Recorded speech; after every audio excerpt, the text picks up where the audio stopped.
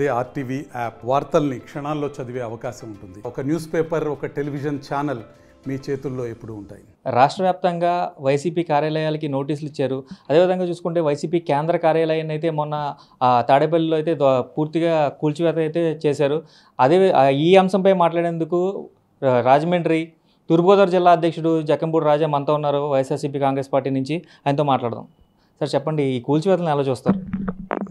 ఒక పక్కన చంద్రబాబు నాయుడు గారు, ఆయన తనయులు లోకేష్ గారు, అలాగే వారి పార్టీకి సంబంధించినటువంటి వాళ్ళందరూ కూడా నీతులు చెబుతూనే మరో పక్కన ఏ రకంగా వైఎస్ఆర్ కాంగ్రెస్ పార్టీ శ్రేణుల్ని భౌతికంగా కానీ ఆస్తిపరంగా కానీ అన్ని రకాలుగాను నష్టం చేకూర్చేటటువంటి ప్రయత్నాల్లో నిమగ్నమై ఉన్నారనేటువంటిది స్పష్టంగా అర్థమవుతూ ఉంది.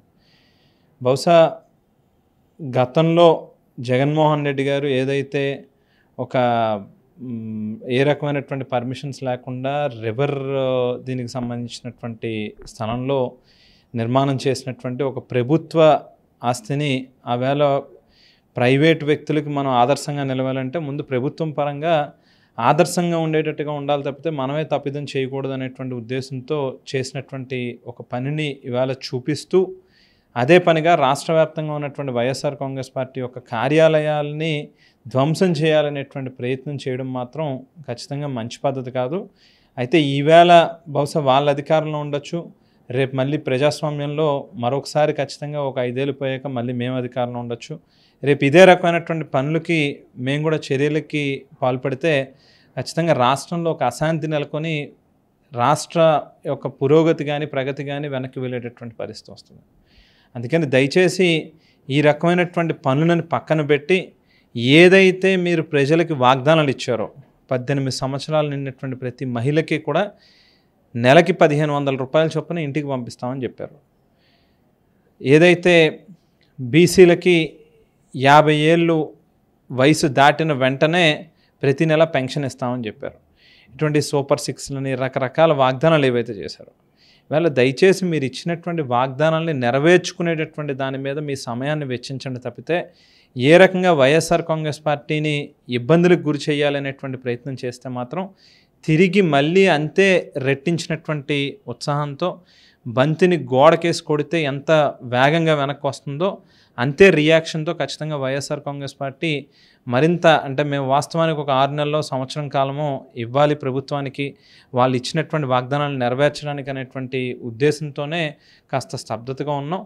మీరు ఈ రకమైనటువంటి చర్యలకు పాల్పడితే మాత్రం కాస్త ముందుగానే రోడ్డు ఎక్కాల్సినటువంటి పరిస్థితి వస్తుంది, ప్రజాగ్రహం మీరు కూడా పొందాల్సినటువంటి పరిస్థితి వస్తుంది. దయచేసి అందు గురించి కాస్త ఆలోచనతో విజ్ఞతతో పనిచేయమని మాత్రం విజ్ఞప్తి చేస్తూ ఉన్నాం. మీరేదైతే ఇవాళ రాష్ట్రం మొత్తం మీద అన్ని జిల్లాల్లోని తెలుగుదేశం పార్టీ కార్యాలయాల నిర్మాణం చేసుకున్నారు ప్రభుత్వ స్థలాల్లో, చంద్రబాబు నాయుడు గారే స్వయంగా ఆవేళ ఒక జీవోనిచ్చి రాజకీయ పార్టీలకి ఈ రకమైనటువంటి గైడ్లైన్స్తో స్థలాలు కేటాయించవచ్చు ప్రభుత్వం సంబంధించినటువంటి అనేటువంటి గైడ్లైన్స్ ఇచ్చారు. వాటిని అనుసరించే ఇవాళ వైఎస్ఆర్ కాంగ్రెస్ పార్టీ కూడా స్థలాన్ని తీసుకోవడం జరిగింది. మేమేం ప్రత్యేకించి ఒక జీవోని కానీ లేకపోతే చట్టాన్ని కానీ తీసుకుని రాలా, లేకపోతే ఏ రాష్ట్రం నుంచో లేకపోతే వేరే ఇతర చట్టాల నుంచో తీసుకున్నటువంటిది కాదు. చంద్రబాబు నాయుడు గారు ఏ లైన్స్లో అయితే ఆయన ఒక చట్టాన్ని తీసుకొచ్చి తద్వారా తెలుగుదేశం పార్టీకి కార్యాలయాల నిర్మాణానికి స్థలాలను కేటాయించుకున్నారో అదే అనుసరిస్తూ ఇవాళ వైఎస్ఆర్ కాంగ్రెస్ పార్టీ కూడా స్థలాన్ని తీసుకోవడం జరిగింది. రాజకీయ పార్టీలు అనేటువంటి ప్రైవేట్ లిమిటెడ్ కంపెనీలు కాదు, కేవలం ప్రజల యొక్క బాగోగుల కోసం ప్రజా సంక్షేమం కోసం పనిచేసేటటువంటి వ్యవస్థలే. కాబట్టి ఖచ్చితంగా మీరు ఇచ్చినటువంటి జీవోలను ఉపయోగించుకునే ఆ మేరకే వైఎస్ఆర్ కాంగ్రెస్ పార్టీ స్థలాన్ని తీసుకోవడం జరిగింది. దీని గురించి దయచేసి విజ్ఞతతో మాత్రం ఆలోచన చేయండి, లేకపోతే మాత్రం తగినటువంటి రీతిలో మళ్ళీ మేము కూడా తిరగబడాల్సినటువంటి పరిస్థితి వస్తుంది అనేది గుర్తుపెట్టుకోమని చెప్తాము. ఇదే సంవత్సరం క్రితం మీరు ఎంతో అట్టహాసంగా పార్టీ కార్యాలయాల శంకుస్థాపన కార్యక్రమం నిర్వహించారు. అప్పుడున్న మున్సిపల్ కమిషనర్ ఇప్పుడు కూడా ఉన్నారు దినేష్ గారు, ఆయనే ఇప్పుడు నోటీస్ సర్వ్ చేశారు మీకు. దాన్ని ఏ విధంగా చెప్పారు సార్? అంటే అది సహజంగా రాజకీయ పార్టీలు ప్రభుత్వాలు మారుతూ ఉండొచ్చు, కానీ అధికారులు వాళ్ళే ఉంటారు. ఇవాళ వాళ్ళ విజ్ఞతకే విడిచిపెట్టాల్సినటువంటి అవసరం ఉంది.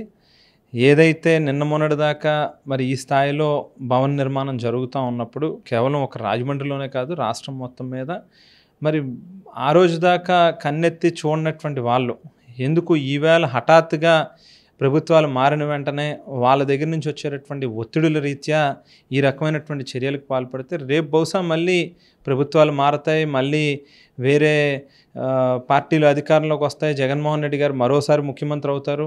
మరి ఆ రోజు ఏ రకమైనటువంటి ముఖం పెట్టుకుని ఇటువంటి వాటికి సమాధానం చెప్తారనేటువంటిది వాళ్ళే ఆలోచన చేసుకోవాల్సినటువంటి అవసరం. అదే నోటీస్లో కూడా 7 రోజుల లోపల ఈ బిల్డింగ్ మొత్తం పుల్ డౌన్ చేయాలంటూ కూడా నోటీస్లో అయితే క్లియర్గా మెన్షన్ చేశారు. మరి ఏం చేయబోతున్నారు, మీ కార్యాచరణ ఎలా ఉండబోతుంది?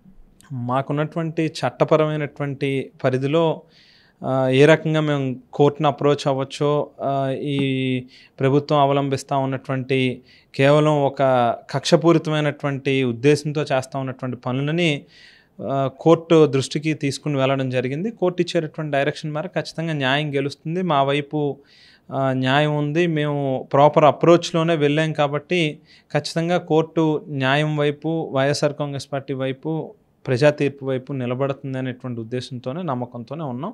సో ఏమొస్తుంది అనేటువంటిది ఇంకాస్త ఇంకొక 2-3 రోజులు వేచి చూడాల్సినటువంటి అవసరం.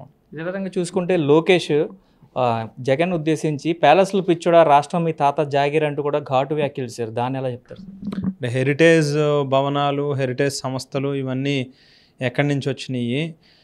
హైదరాబాద్లో చంద్రబాబు నాయుడు గారు కట్టుకున్నటువంటి భవనాన్ని చూసి ఏ రకంగా భావించాలి, లేకపోతే ఈవేళ రాష్ట్రం మొత్తం మీద ప్రతి జిల్లాలోనే ఉన్నటువంటి తెలుగుదేశం పార్టీ యొక్క కార్యాలయాలని చూస్తే గుడిసెలు అనుకోవాలా, లేకపోతే రేక్ షెడ్లను అనుకోవాలా, లేకపోతే బాగా ప్రపంచ దేశాల్లోనే అత్యంత దయనీయమైన పేదరికంలో ఉన్నటువంటి రాజకీయ పార్టీగా తెలుగుదేశం పార్టీని భావించాలా అనేటువంటిది ఖచ్చితంగా వాళ్ళ కళ్ళు తెరుచుకుని వాళ్ళ పార్టీ కార్యాలయాలను చూస్తేనే సమాధానం ఆయనకే దొరుకుతుంది. మేము సమాధానం చెప్పాల్సినటువంటి అవసరం లేదు దానికి.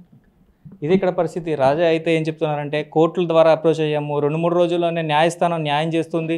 ఏదైతే చంద్రబాబు నాయుడు గతంలో ఇచ్చిన జీవో ఆధారంగానే స్థలాలను లీజుకి తీసుకున్నాం, ఆ స్థలాల్లోనే నిర్మాణాలు చేపట్టాం తప్ప అక్రమ నిర్మాణాలు ఏవి కాదంటూ కూడా జిల్లా అధ్యక్షుడు రాజా మనతో పంచుకున్న పరిస్థితులు ఉన్నాయి. కెమెరామెన్ విజయ్తో శంకర్, RTV, తూర్పుగోదావరి జిల్లా.